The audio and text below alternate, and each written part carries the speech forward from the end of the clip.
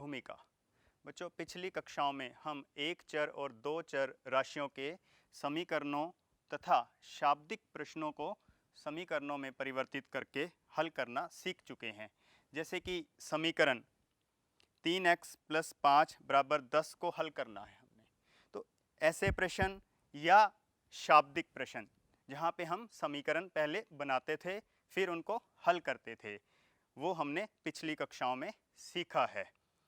अब हमारे पास इनके अलावा कुछ ऐसे कथन भी मिलते हैं जिनमें से कम, से अधिक, से कम या बराबर, से अधिक या बराबर चिन्ह प्रयुक्त करते हैं।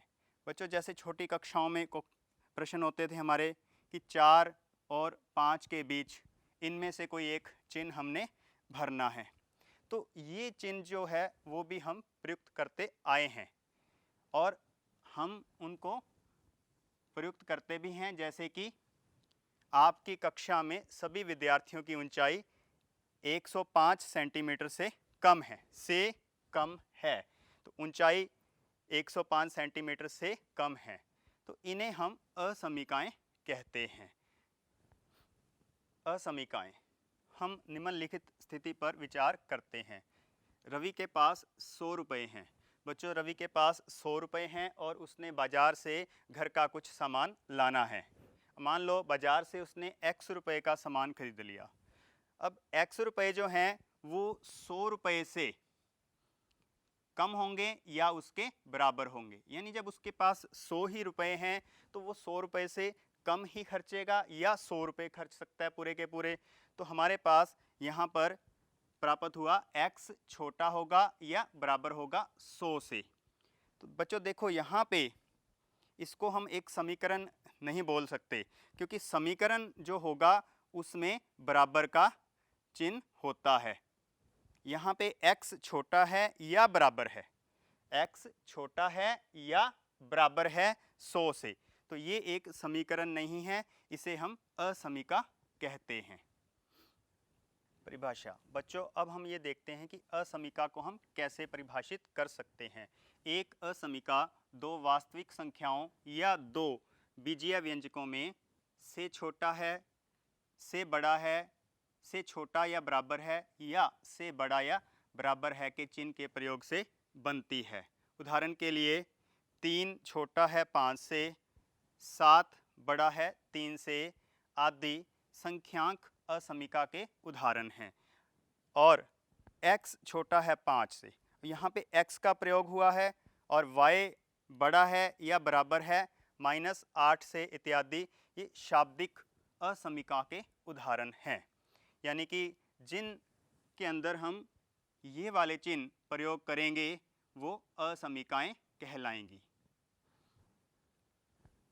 3 छोटा है या बराबर है x से और x छोटा है 5 से, यहाँ पे दोनों तरफ चिन्ह लगे हुए हैं, तो इसको हम द्वि असमीका का उदाहरण कहेंगे।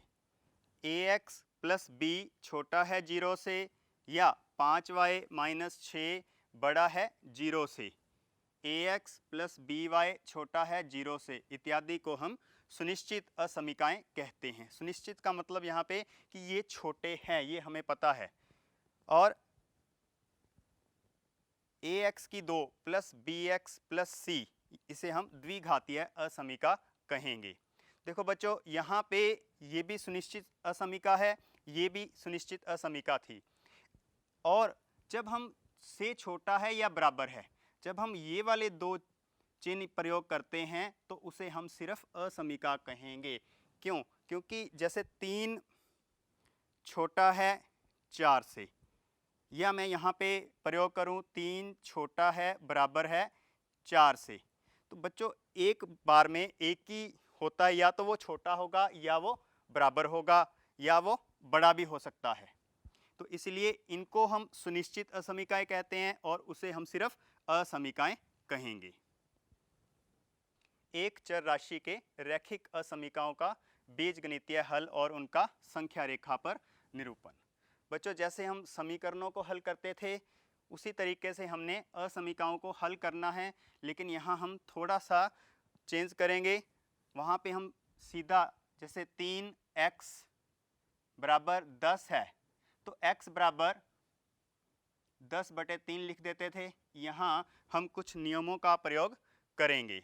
नियम 1 असमीका के दोनों पक्षों में असमीका के चिन्हों को प्रभावित किए बिना समान संख्याएं जोड़ने अथवा घटाने पर उनमें कोई परिवर्तन नहीं आता। जैसे 2x छोटा है 10 से, अगर मैं इसके दोनों तरफ 5 जोड़ दूं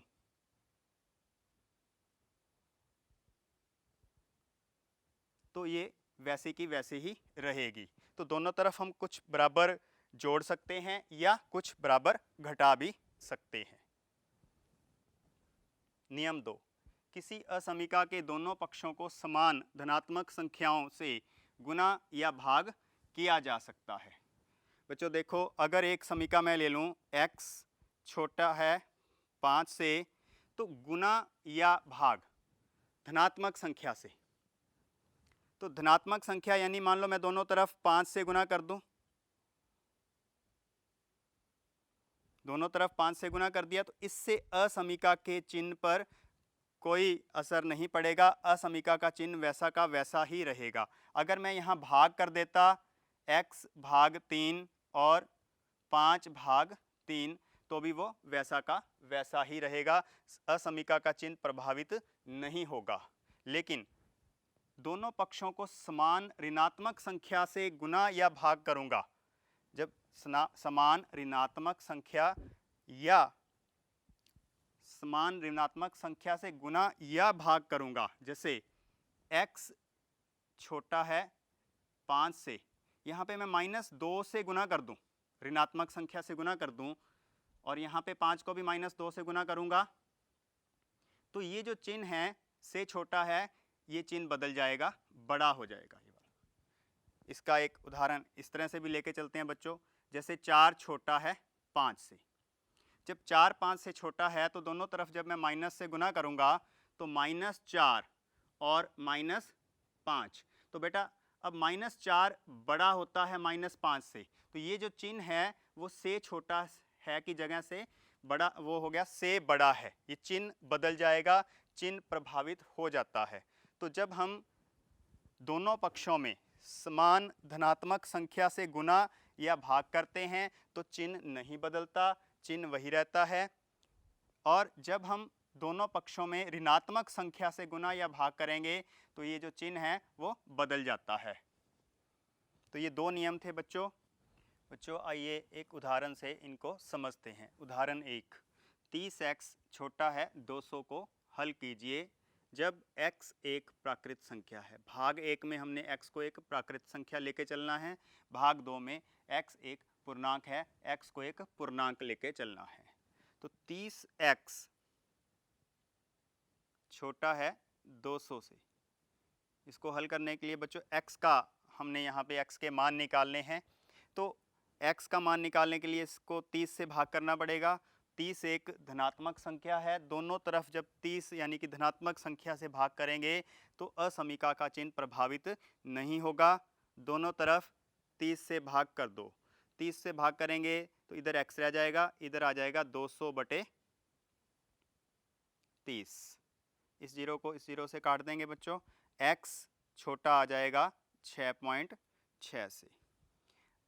अब भाग 1 में x एक प्राकृत संख्या है, x क्या है, एक प्राकृत संख्या है, तो प्राकृत संख्या जो है वो 1 से शुरू होती है, 1 2 3 इस तरह से। तो x छोटा है 6.6 से, 6.6 से छोटी प्राकृत संख्याएं हमारा हल होंगी, तो x बराबर आ जाएगा 1 2 3 4 5 और 6 तक लेके चलेंगे बच्चों, क्योंकि 6.6 से छोटा, 6.6 से छोटी प्राकृत संख्या 6 होगी, तो इसको हम 6 तक लेके चलेंगे। भाग 2 में x एक पूर्णांक है, x एक पूर्णांक है, तो पूर्णांक जो है वो माइनस वाले भी होते हैं, जैसे -4 -3 -2 -1 0 1 2 इस तरह से। तो यहाँ पे हमने पूर्णांक में अपना उत्तर देना है, तो तो x बराबर हो जाएगा -4, -3, -2, -1, 0, 1, 2, 3, 4 और 5, 6 तक, क्योंकि x छोटा है 6.6 से। 6.6 से छोटा पूर्णांक कौन सा होगा बच्चों? अब 6। जब x एक प्राकृत संख्या थी तो हमने अपने उत्तर को 1 से शुरू करना है, और जब x एक पूर्णांक है तो हमने सारी ऋणात्मक संख्याएं ले ली, 0 ले लिया, और 6 तक की जो है धनात्मक संख्याएं हमने लेनी हैं। तो ये हमारे दो जो भाग थे उनके उत्तर आ गए।